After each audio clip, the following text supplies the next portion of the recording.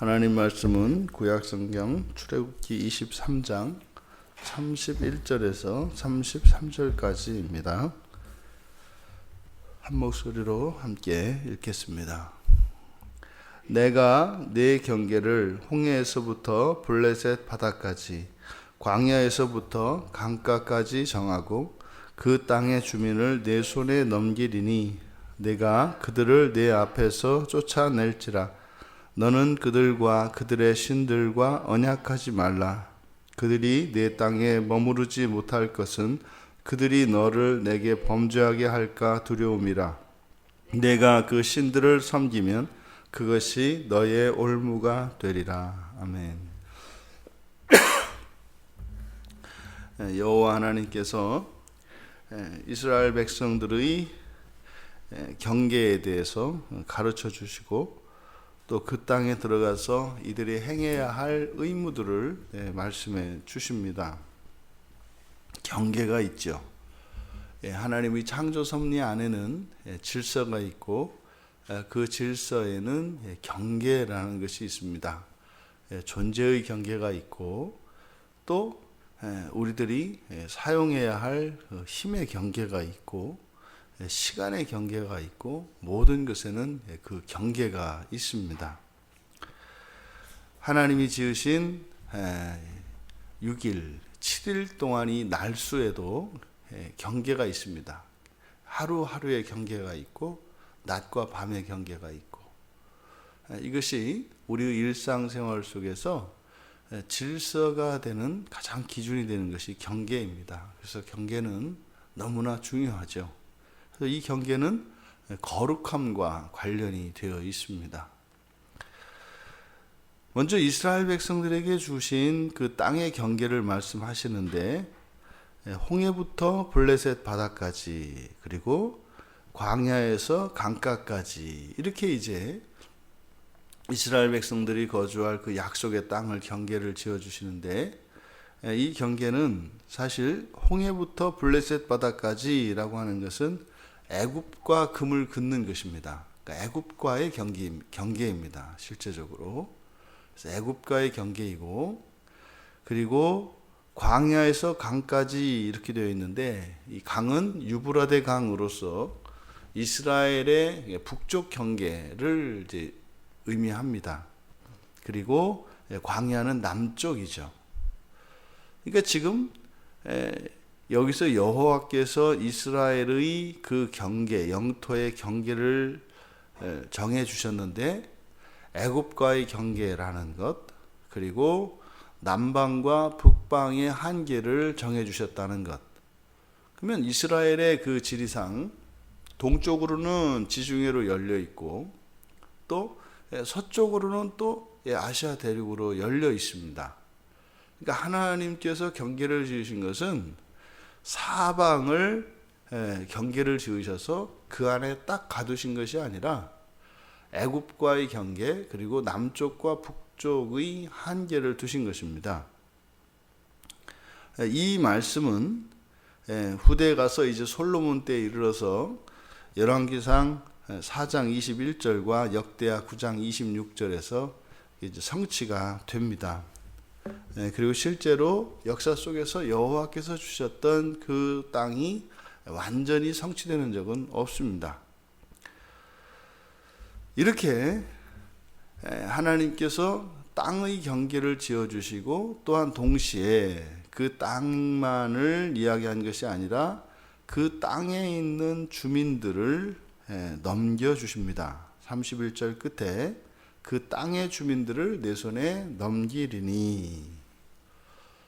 그러니까 단순한 땅이 아니라 그 땅에 거주하는 사람들까지 넘겨주시는 것이고 그리고 그것을 그 손에 넘겨준다 그러셨는데 이 손이라고 하는 것은 능력과 권세를 나타내죠.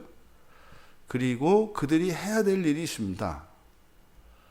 그러니까 하나님이 주시는 이런 경계는 사명과 연결이 되어지고 그 사명 안에는 하나님께서 주신 그 명령을 따라 다시 말해 하나님의 뜻을 따라 이루어가야 할 분명한 일들이 있다는 거죠.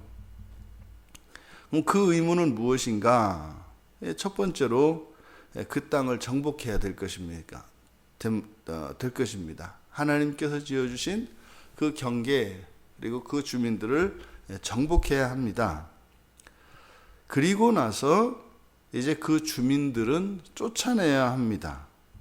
여기서 쫓아내다라고 하는 이 가라쉬라고 하는 이 단어는 일단은 분리를 하고 분리를 해서 동시에 거리를 두고 떼어 놓는 겁니다. 그러니까 마치 이제 음식물 쓰레기 버리는 뭐 이런 겁니다. 집에서 우리가 사용하고 이제 버릴 음식물을 따로 이렇게 구별해서 쓰레기 봉지에 담지 않습니까? 그래서 분리만 해 놓는 게 아니죠. 그것을 가져다가 밖으로 내다 버리죠. 요게 이제 가라쉬입니다. 그러니까 그 땅의 주민들을 분리해서 그리고 멀리 내쫓아야 합니다. 그러니까 이 가라쉬는 뭐 우리가 쓰레기를 버렸다가 다시 그걸 주워오지도 않고 뭐 그걸 가지고 왔다 갔다 하지도 않는 것처럼 그 이후로 일체 왕래도 없는 겁니다. 이게 가라쉬입니다. 그리고 두 번째는 그들을 내쫓는 것과 또 별개로 언약에 대해서 거론하는데 일체의 언약도 해서는 안 된다는 거죠. 또 이것은 그들을 쫓아내는 이유가 무엇인지를 밝혀주는데 그것은 그들이 섬기는 우상들, 그 신들 때문인 겁니다. 그래서 그들과 또한 그들이 섬겼던 신들과 일체 어떠한 언약도 하지 마라. 언약이라고 하는 것은 신뢰의 행위죠. 상호간에 신뢰가 있을 때 그리고 상호간의 유익을 위하여 하는 것이 언약입니다. 그러니까 그들과 또한 그들의 신들과 언약하지 말라고 하는 것은 그들에게서 어떠한 유익도 기대하지 말고 또 그들에게는 어떠한 신뢰도 보이지 말 것을 명령하시는 것입니다. 여기서 그들 또 그들의 신들 이것은 이제 사탄의 세력을 의미하는 것인데 그러니까 그들의 성격이 어떠한 것인가를 가르쳐 주죠. 이게 그들로 지칭되어지는 지금 여기는 이제 가나안 거주민이기 때문에 이거를 똑같이 우리들이 사람 이렇게 생각하시면 안 됩니다. 오늘날 살아가면서 그럼 교회 바깥에 있는 사람들과는 일체 거래도 말고 일체 뭐 사고 파는 뭐 이런 매매 행위도 하지 말라는 거구나. 이렇게 이제 과격하게 적용을 했던 적도 있습니다. 교회 안에서. 이제 주로 또 이단들이 또 이제 그렇게 하죠. 여기서 이 가나안 땅의 거주민이 의미하는 바는 뭐 이런 민족 저런 민족을 이야기하는 것이 아니라 여기는 지금 하늘과 땅이라고 하는 이분법적 사고에서 하나님의 백성으로서의 이스라엘 그리고 사탄 마귀의 세력으로서의 가나안 땅 이렇게 비유적으로 은유적으로 이렇게 사용이 되는 것이 가나안 거주민이지 결단코 이것을 일반 사람들로 적용을 해서는 안 됩니다. 그러니까 사탄의 세력이라고 하는 것은 일체 일절 우리에게 유익이 되지 않는다. 또 일체 믿을 수도 없고 믿어서도 안 된다라고 하는 것이죠.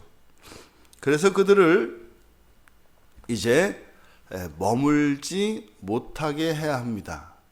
아예 머무르지도 못하게 해야 됩니다. 여기서 머물다라고 하는 것은 1차적으로 이 야샤브 머물다라고 하는 이것은 시간과 공간을 점유하는 것인데 단순히 시간과 공간을 점유하는 것만을 의미하는 것이 아니라 함께 먹고 마시고 혼인하고 하는 이것을 머문다, 야샤브라고 합니다.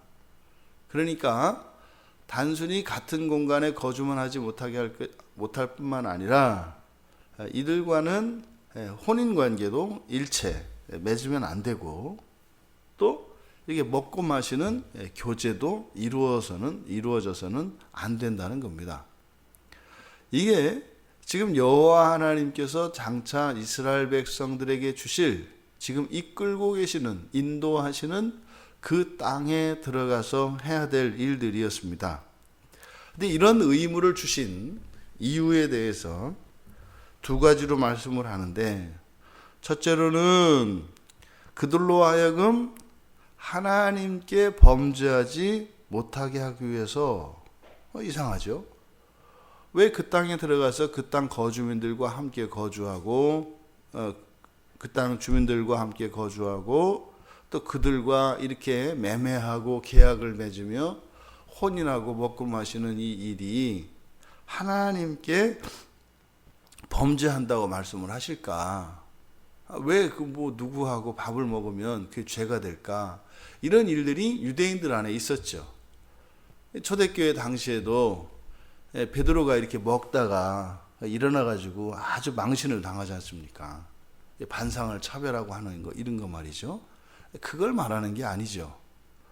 함께 생활을 하고 친분을 두텁게 쌓아가면 쌓아갈수록 이들은 하나님 백성과 하나님 사이를 이간한다는 거예요. 그런 행위들 자체가 문제가 되는 것이 아니라 이들은 하나님과 하나님 백성 사이를 갈라놓는다는 겁니다. 그렇기 때문에 이들과 함께 살면 하나님께 범죄하게 됩니다. 처음부터 작정하고 이렇게 그 사람들이 도둑질하는 사람들이어서 이렇게 맨날 만나면 도둑질하고 이렇게 성경 찢고 막 이러는 게 아니라, 그들이 하는 행위 자체가 도덕적으로는 그다지 문제가 없어 보인다고요. 근데 서서히 멀어진다 이 말입니다. 예수를 안 믿던 사람이 예수를 믿고 나서 가장 먼저 정리해야 될 부분이 친구입니다. 주변에 있는 주변 인물들이 바뀌지 않으면 신앙생활하기가 어렵습니다. 이게 뭐예요? 양다리 걸치는 것 같죠. 이렇게 인간관계에서. 이렇게 연애를 하는데 두 사람을 놓고서는 몰래 이렇게 만나는 이런 것처럼, 얼마나 어렵겠어요. 같은 날, 같은 시에, 같은 장소에서 만나자 그러면 어떻게 했어요? 죽을 맛 아니겠어요. 이런 일이 일어나거든요. 그래서 예수를 믿고 신앙생활을 하면 이렇게 멀리 하는 게 아니라 자연스럽게 인간관계가 변하게 됩니다. 그래서 크리스찬이 하나도 없던 사람이 점점 주변에 예수를 믿지 않는 사람들이 줄어들기 시작해서 사방팔방 어디를 가도 예수를 믿는 사람들과 함께 살아가고 있는 것을 보게 됩니다. 제 얘기입니다. 20대 때 제가 교회 떠나 있을 때는 없었어요. 있어도 그런지도 몰랐죠. 근데 지금은 일부러 찾아가기 전에는 없죠. 불신자들이 없죠. 그런 겁니다. 그래서 이렇게 하나님 백성이 아닌 이 사단의 세력들과 함께 있게 되면은 어떤 도덕적인 이런 문제가 아니라 결국은 하나님으로부터 멀어지게 하기 때문에, 그래서 하나님께 범죄한다 이렇게 얘기를 한 겁니다. 두 번째로, 그렇다면 하나님하고 멀어진다고 그렇게 못 만나게 하냐? 어떻게 하나님하고만 관계를 맺어야 되냐? 다른 친구도 사귈 수 있는 거지. 근데 그래서 이제 또 그 다음에 이어서 얘기하시는 거예요. 근데 그 신들을 섬기면 올무가 될 것이다 이렇게 얘기해요. 그러니까 이게 하나님과 멀어지는 것과 멀어지지 않고 하나님과 가까워지는 이제 양자택일의 상황인데, 하나님과 멀어지면, 그러니까 그 신들을 섬기면 올무가 된다 그래요. 올무는 뭡니까? 이건 일단 자유를 박탈하는 거고, 그렇죠? 덫이잖아요. 덫에 걸리면 자유를 구속당합니다. 그리고 결국에는 이 올무의 끝은요, 죽음입니다. 그러니까 하나님은 생명의 하나님이셔서 하나님께 가까이 가면 갈수록 그 생명이 더욱 풍성해집니다.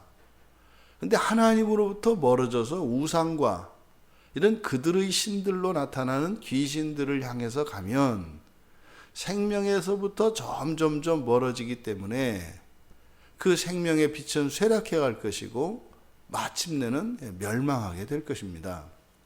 지금 주어진 이런 의무라고 하는 것이 이스라엘 백성들의 생활에 제한을 가하는 것이 아니라 사실은 무엇이에요? 영원한 그들의 안전과 평화와 그들의 번영과 복리를 위한 것이죠. 하나님이 주시는 모든 계명은 이렇습니다. 우리의 자유와 평화 그리고 우리의 행복을 위해서 주신 것이 하나님의 모든 계명입니다. 여호와께서 오늘 주신 이스라엘의 그 영토의 경계에 대해서 그리고 그 의무에 대해서 우리가 살펴봤습니다. 왜 애굽과 경계를 걷을까요? 다른 나라들은 배제하고 왜 애굽에 대한 경계만 걷을까요? 노예되었던 것을 잊지 말라는 것입니다. 그리고 결단코 그 노예의 삶으로 돌아가지 말라는 것입니다. 거기는 절대로 다시 넘어가서는 안 된다는 것입니다. 예수님께서 우리를 구원하셨습니다. 예수님이 우리를 구원하시기 위하여 어떻게 하셨는가를 기억해야 합니다. 우선 하나님이 사람이 되셔야 했고, 그리고 사람이 되셔서 그냥 하늘에 머무신 것이 아니라 이 땅으로 내려오셔야만 했고, 그리고 이 땅에 오셔서 제물이 되어야 했습니다. 마치 구약에서 속죄를 위하여 정해주신 제사법을 우리가 떠올려야 합니다. 그 성막들에서 제물이 되어서 가죽이 벗겨지고 그 살은 각이 띄어지고 내장은 다 버려지고 그 피도 버려지고 그 각을 띄운 살은 불에 태워져서 그렇게 죄를 불로 씻어 불로 도말해내고 물로 씻어내고 그리고 마침내 대제사장이 성소를 지나 지성소에 계신 하나님 앞으로 갈 때 우리의 죄가 속죄가 됩니다. 이것이 지금 예수 그리스도께서 우리를 노예되었던 우리를 구출하시고 자유를 주시기 위하여 행하신 일입니다. 그것이 실제로 지금 이스라엘 백성들에게는 여러 가지 10가지의 재앙을 일으키시고 홍해를 가르고 이들을 인도해내셨죠. 그것을 잊어서는 안 됩니다. 돌아가서는 안 됩니다. 그것은 우리에게 자유를 주는 것이 아니라 오히려 우리에게 노예의 멍에를 씌우는 것입니다. 우리 그리스도인들도 잊지 말아야 합니다. 하나님께서 우리를 구출하셨고 예수 그리스도께서 우리의 죄를 대속하셨습니다. 이렇게 자유민이 되었다고 하는 것은 방종을 의미하지 않습니다. 우리 마음에서 일어나는 욕구를 따라 무엇이든지 할 수 있는, 어떤 일이든 저지를 수 있는, 이것이 자유인이 아닙니다. 진정한 자유인은 경계와 한계 안에서 하나님의 뜻 안에서의 자유를 누리는 것이지, 그 경계를 넘어서는 또 하나님의 뜻을 벗어난 그 어떤 것을 자유라고 하지 않습니다. 그것을 범죄라고 합니다. 우리가 잊지 말아야 합니다. 하나님의 뜻을 벗어나는 것은 범죄라는 것을 말이죠. 자유라는 것은 무제한적인 자유가 아닙니다. 제한이 사라지는 순간 그것은 자유를 박탈당한 것입니다. 두 번째로 이렇게 우리들에게 경계를 주시고 의무를 주신 것은 하나님의 백성으로서 거룩함을 유지해야 하기 때문입니다. 구별돼야 합니다. 이 세상은 예수 그리스도께서 다시 오셔서 완전한 그 거룩하고 완전한 그 하나님 나라로 다시 새 창조를 완성하시기까지는 이 땅에는 빛과 어둠이 공존하고 악과 선이 공존하며 죄와 의가 대치합니다. 하나님의 백성들은 거룩해야 합니다. 그래서 우리의 거룩함은 이러한 경계 안에 그리고 이러한 의무 안에 살아갈 때 우리의 거룩함이 유지될 수 있습니다. 세 번째로 이런 경계와 의무 속에 하나님께서 경계를 지어주신 것이 바로 애굽이라고 하는 노예로부터의 절대적인 단절과 분리, 그리고 남과 북이라고 하는 남쪽 북쪽의 한계, 마치 지구의 구조가 이렇게 배려되어 있는 것 같지 않습니까? 지구가 이렇게 남극과 북극으로 이렇게 나뉘어 있다고요. 그래서 남쪽 끝과 북쪽 끝은 마냥 사람이 살 수 있는 곳이 아닙니다. 중간을 기준으로 해서 이렇게 띠를 누르며 살 수 있게 되어 있죠. 그러니까 어차피 거기는 살지 못하는 땅이 있습니다. 남과 북 끝에는요. 하나님께서 살만한 곳으로 경계를 지어주신 것이고, 하지만 동과 서로는 막아놓지 않으셨습니다. 그러니까 하나님이 경계를 지으시고 그 안에 가둔 것 같지만 결단코 가두지 않으셨다.